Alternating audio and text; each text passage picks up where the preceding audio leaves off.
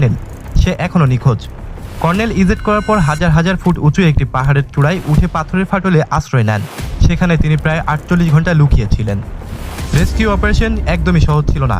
শুক্রবারে রেস্কিউ চলাকালে সময় 2টি ব্ল্যাক হক হেলিকপ্টার ইরানি গুলিতে আঘাতপ্রাপ্ত হন। সামান্য আঘাতপ্রাপ্ত হন ক্রু সদস্যরা। উদ্ধার কাজে যাওয়া A-10 থান্ডারবোল্ট বিমানটিও আঘাত পেয়ে কুয়েতের আকাশসীমায় ক্র্যাশ করে, তবে পাইলট নিরাপদে বের হতে পারেন। এখানে আসল কাহিনী শুরু হয়। কর্নেলকে খোঁজা সহজ ছিল না। ইরানের IRGCর দলগুলো সক্রিয়ভাবে তাকে ঘিরে ফেলেছিল।